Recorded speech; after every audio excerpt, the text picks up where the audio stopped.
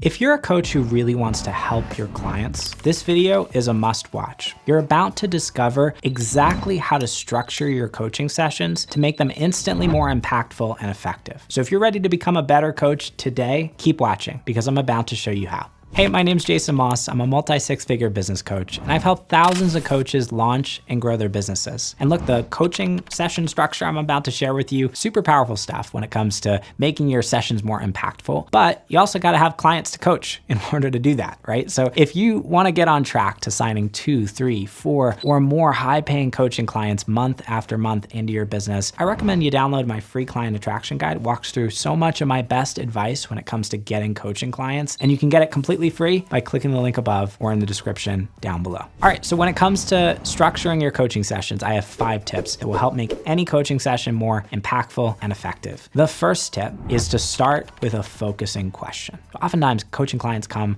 onto a call and they just start talking about whatever's going on in their life at that very moment. If there's anything wrong with this, someone's maybe gotten off a call with a colleague at work and they're feeling stressed, and then the next call they have is with you, and so they're just gonna come into your session and kind of brain dump whatever's actively on their mind in that moment. And sometimes it can be nice to just take the ball, where they've kind of laid it and start with whatever they're bringing to the table in that moment. But I find that in my sessions in particular, it often leads to just going down a rabbit hole that's not necessarily like the highest leverage thing that we can focus on in that session. So that brings us to our focusing question. What's the number one thing that you would like to accomplish today? Now this question, especially that number one piece, will help someone focus on their top priorities and will give them a moment to really be able to say, hey, Jason, actually, there's this one thing that I feel like if we could work on this together, I feel like that would make a big difference for me. This will instantly make any session more impactful because you're focusing on the things that are really most important to that specific client. Now, sometimes when you ask that question, people will bring up multiple things. They're like, hey, I feel like I need help with this and this and this. And so part of your job as a coach sometimes is helping somebody sift that through and figure out what are the top priorities? What are the things that would make the biggest impact? And that brings us to number 2, which is setting priorities. And this is a question that I ask clients to help them do this. It's a focusing question. It's a variation on a focusing question. And this is actually something I found in the book, The One Thing, which I really recommend. It's a great book for prioritization and just learning how to be more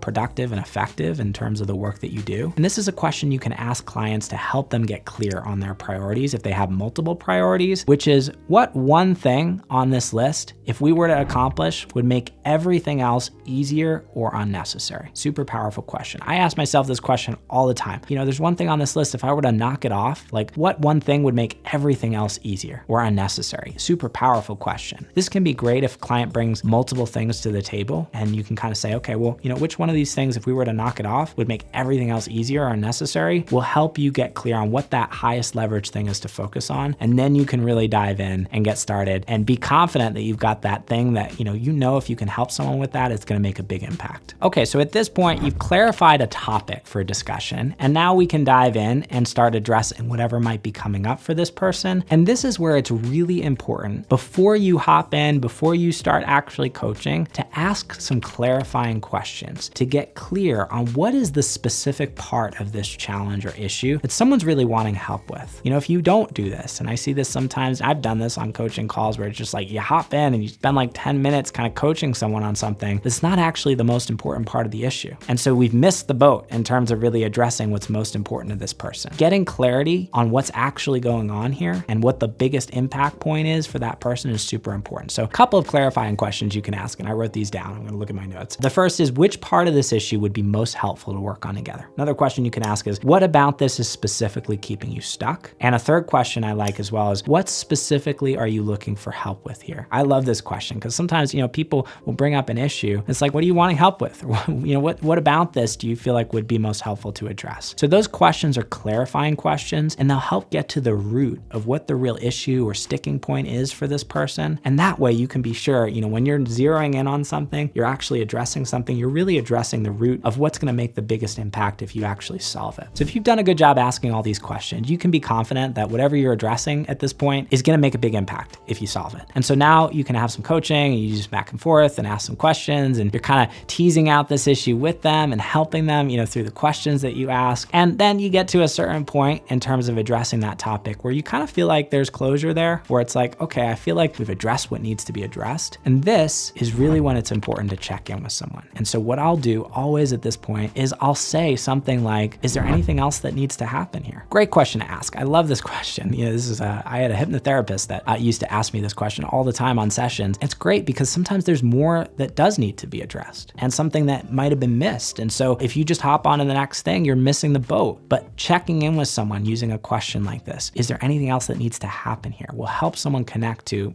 hey, there's this other thing that might be kind of similar that we haven't really talked about that I really want to talk about, or I'm afraid to share. I feel like there's this other thing. Super powerful question that you can use to check in with people. So I'm always trying to check in with people before we move forward and before we jump to the next topic. Is there anything we've missed here? Is there anything else that needs to happen here? And sometimes the answer is no. And then it's like, okay, we can close the book on this and move on to that next priority, that other thing that you wanted to talk about. So going through this process, this loop in terms of really asking these questions, that will take you to the end of the call. And sometimes, depending on the session, you'll address a couple of different issues, or sometimes you spend one session just talking about one thing. And then we get to the end of the call and it's like, okay, we got to have some closure here. This is when we can wrap things up. And what I want to wrap things up with on coaching calls, and this is the structure I like, is number one, I want to ask for takeaways. Like, what was the biggest thing that you learned or discovered about yourself in our session? Or what's the biggest lesson that you're going to walk away with from this session? Just helping somebody connect to what is that nugget that they're going to walk away with from today? Very powerful question to ask. And then we'll end up with action steps at the end of the session. Coaching is great, but it's useless if it's not operationalized, if it's not actually put into action. So the next step for you is to ask your clients some questions to help them do this. This is what action steps are all about. So in this case, I might ask a question like, what are some action steps you're going to complete before our next session? And this helps someone really get clear on what are those things that I'm going to go off and do. So it's not just like, oh, that was a great coaching session and suddenly I'm off to the next thing and all those things slip through the cracks. They've actually got some clear takeaways and also some clear action steps to help them really operationalize all the things that we talked about in our session. Now, as a bonus, I had a coach once who did this, and it used to bug me at first as a client because I was like, why is he making me do the work? But then I realized, oh, this is genius. I got to do this with my clients. So I had a coach who said, Jason, I want you to send me a summary of all of the key takeaways and